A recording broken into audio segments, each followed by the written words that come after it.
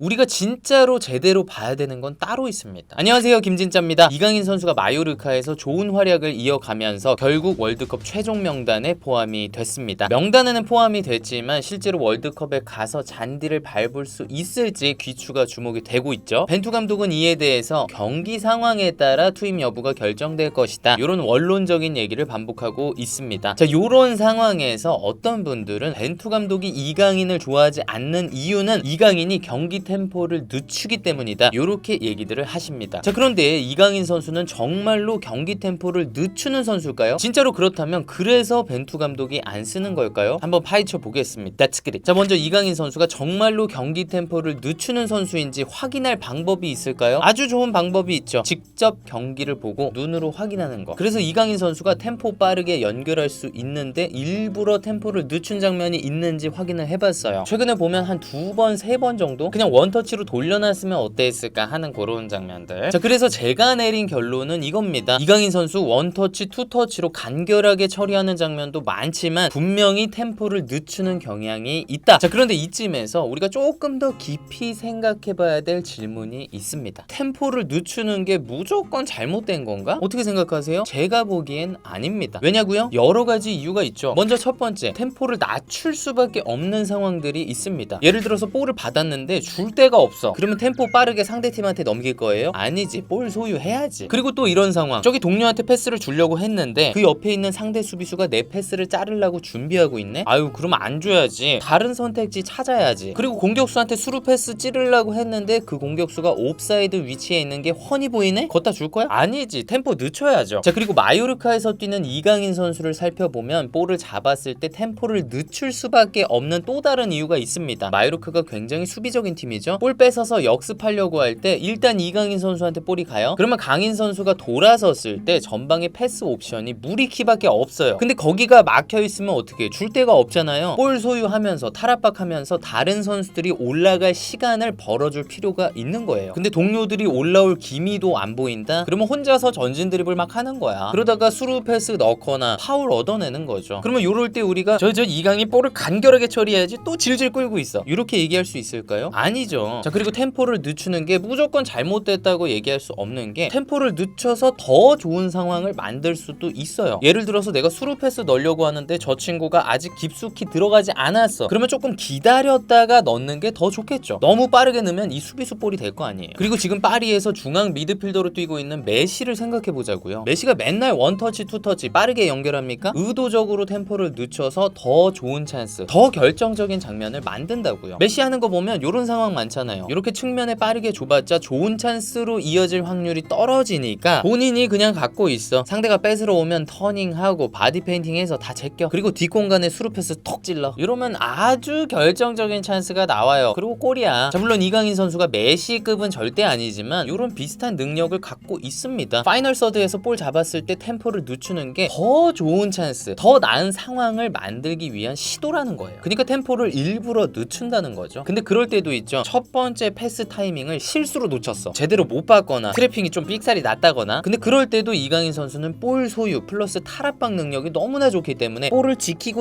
지켜서 차선책을 찾아냅니다. 그리고 그게 또 찬스로 이어지는 확률도 굉장히 커요. 자, 그리고 템포를 늦추는 게 무조건 잘못됐다라고 얘기할 수 없는 또 다른 이유가 있습니다. 훌륭한 미드필더라고 해서 다 볼 처리가 빠른 게 아니에요. 세계 탑 클래스 미드필더들의 평균 볼 소유 시간을 비교해 볼게요. 프랭키 데용은 3초, 베르나르도 실바는 2.9초, 김미희씨는 2.8초, 부스케츠는 2.2초, 그리고 조르지뉴는 1.8초입니다. 자, 그럼 보세요. 이 볼 소유 시간 순서에 따라서 이 선수들의 실력이 정비례한다고 얘기할 수 있을까요? 아니죠. 어떤 미드필더가 훌륭한 미드필더냐, 그걸 판단할 때 단순히 볼 터치 횟수, 플레이의 템포, 그것만 생각해서는 안 된다는 거죠. 축구적인 맥락을 고려해야 될 겁니다. 그 선수의 플레이가 얼마나 유망한 공격으로 이어졌는가, 그 선수의 플레이가 상대에게 얼마나 위협을 가했는가, 그걸로 평가해야겠죠. 그러니까 우리가 이강인 선수를 평가할 때도 단순히 템포를 늦췄다, 그거에만 집중할 게 아니라 강인 선수의 플레이가 해당 순간에 해당 맥락에 어떠한 영향을 미쳤느냐, 그게 결과적으로 좋았느냐 안 좋았느냐, 그걸 고려해서 판단을 해야 된다는 거죠. 자, 그리고 우리가 또 생각해봐야 될 문제가 있습니다. 벤투호에서 이강인 선수가 대체할 수 있는 역할을 하는 선수가 누구죠? 황인범 선수입니다. 그러면 황인범 황인범 선수는 템포를 늦출 때가 없을까요?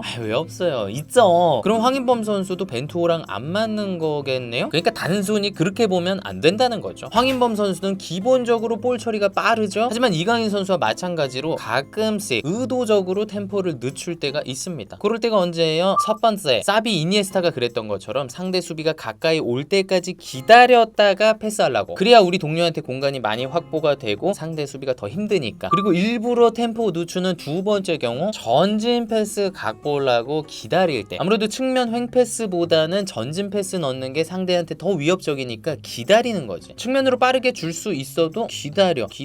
벌어졌다. 스탑. 그리고 세 번째는 이강인 선수처럼 전방에서 좋은 수루 패스 타이밍을 고르기 위해서 일부러 늦추는 경우. 황인범 선수도 볼 소유 뒤지잖아요. 주려고 했다가 아닌 것 같아요. 제끼고 지금이다. 자, 그러니까 결론이 뭡니까? 이강인 선수나 황인범 선수나 더 좋은 상황을 만들기 위해서 템포를 일부러 늦추는 경우가 있다. 그러니까 우리는 단순히 선수의 템포만 보면 안 됩니다. 우리가 진짜로 제대로 봐야 되는 건 따로 있습니다. 펩 가르디올라 감독이 잘 설명을 해줬어요. 볼 소유를 기반으로 하는 축구의 궁극적인 목적이 무엇인지. 어떤 얘기를 했느냐? 단순히 볼을 이동시키는 게 아니라 상대 선수를 이동시켜야 합니다. 뭔 얘기인지 느껴지세요? 단순히 볼만 주고받는 게 중요한 게 아니고 이 볼을 움직임으로써 상대가 뛰게, 상대가 움직이게 만들어서 공간을 창출하는 게 중요하다는 얘기예요. 자, 그리고 그렇게 공간을 만들려면 때로는 빠른 템포로 패스를 해야 되고 때로는 느린 템포로 패스를 해야 합니다. 템포 빠르게 해야 될 때가 언제일까요? 이 수비 라인끼리 좌우 전환 패스할 때 빠르게 전환해야 상대가 이리저리 힘들게 뛰어다니겠죠? 그리고 또 상대가 여기 한쪽에 몰려 있어. 그러면 빠른 템포로 반대로 보내야지 이쪽에 공간이 있을 거고, 그래야 전진할 수 있겠죠. 그리고 템포를 늦춰서 공간을 만들 때도 있죠. 아까 말씀드린 거랑 비슷하게 상대 수비들이 막 나한테 올 때까지 기다려. 그리고 동료한테 줘.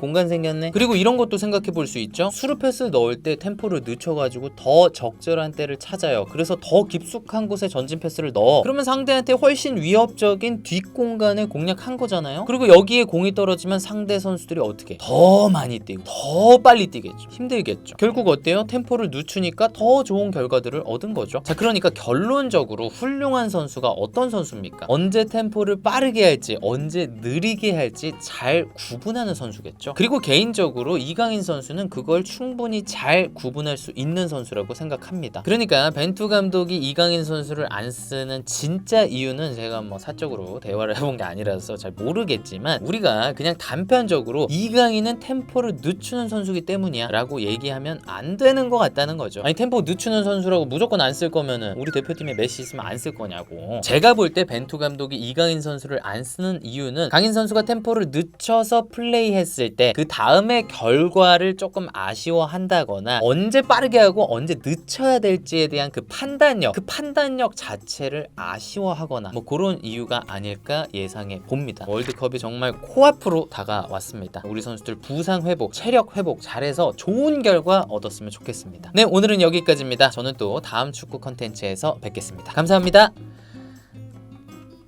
뿅!